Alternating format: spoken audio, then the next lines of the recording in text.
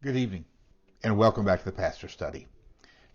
Tonight I want to look at a passage that has some interesting connotations for us as believers. In John chapter 4, Jesus and his disciples have taken a strange twist in their journey. They've ended up in Samaria. Now that is highly unusual because Jews would walk hundreds of miles out of their way to stay out of Samaria. The Samaritans were considered as beneath the dignity of the Jews. They would have nothing to do with them. They were as far down on the social register as you could get. In fact, they weren't even on the social register. And yet, here comes Jesus and the disciples, I'm sure at Jesus' leading, traveling through Samaria. They come to a small town, and they're tired, they're hungry, they're thirsty. So Jesus sits down by the well and sends the disciples on into town to see if they can find some food. A few minutes later, this young lady comes out to draw water. Now, Jesus has had nothing to draw water with because each person brings their own bucket, their own jug, whatever they're going to carry water with. And Jesus asks her for a drink. Just a simple request from a tired, weary, dusty, thirsty traveler. And yet hidden within that request is a sermon in itself. Because the woman looks at Jesus and said, "You're a Jew? And you're willing to drink with water that I, a Samaritan, give you?" And Jesus tells her, said, if you knew who was asking, you wouldn't ask that question. I can give you water that is living water. If you drink it, you'll never thirst. She looks at Jesus and says, "Sir, you got nothing to draw water with. The well is deep. How are you going to get this?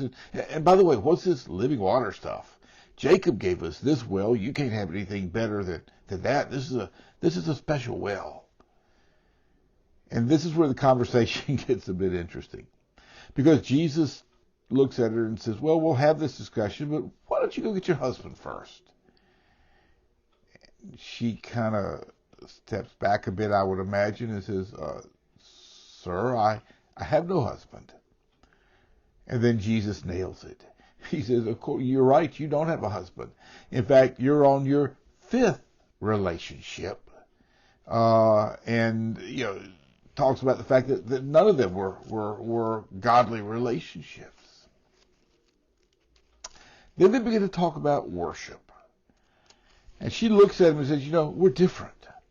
You guys worship on the hill up there. You all worship at the temple, and we worship here, and we're different."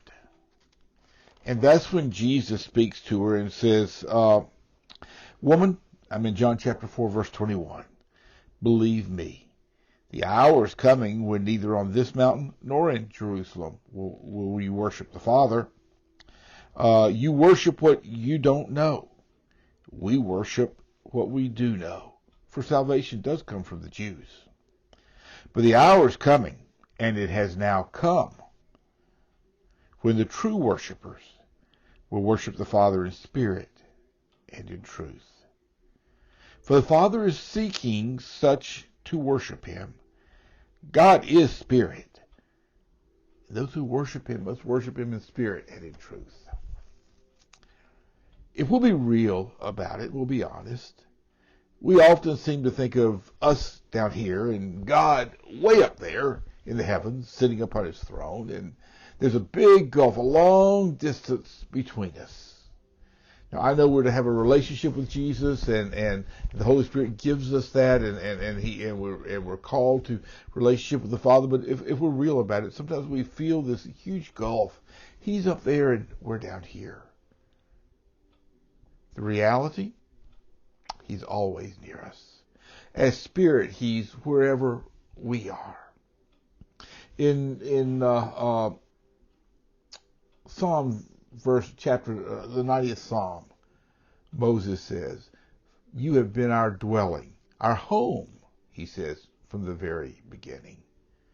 Now that's an interesting analogy. We know our home. We could probably find our way through the house blindfolded.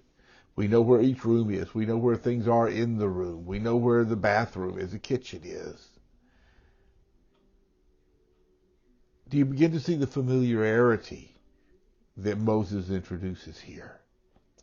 That our relationship with the Father should be just as familiar and as comfortable as our home is to us.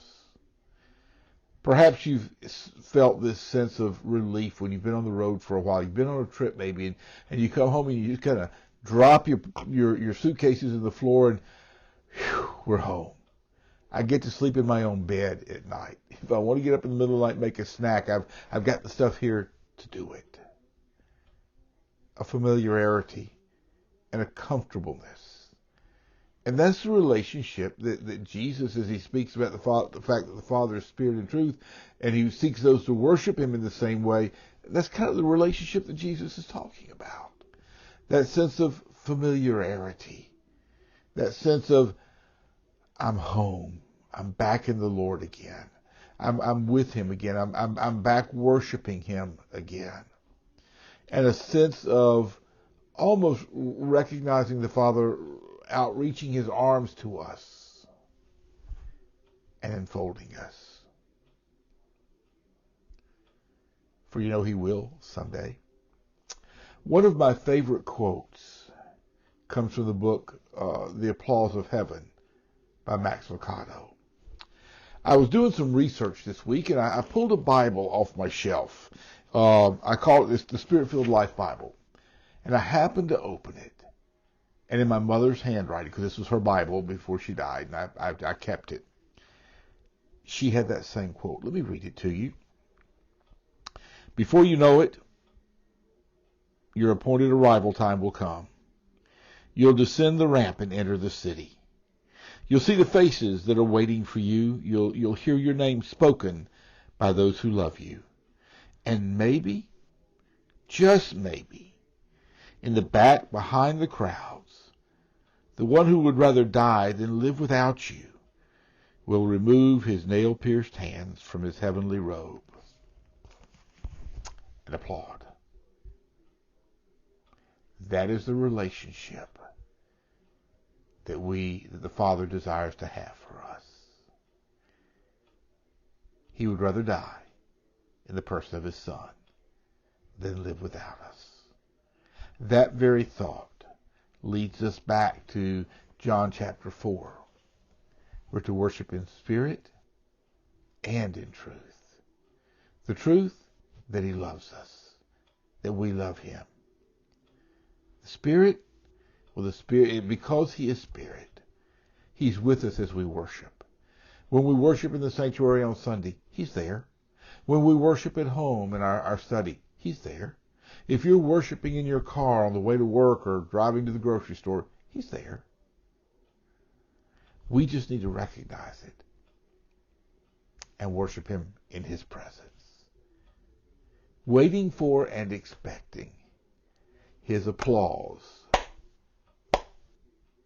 when we stand in his presence. Have a great week, and I look forward to seeing you next week back in the Pastor Study.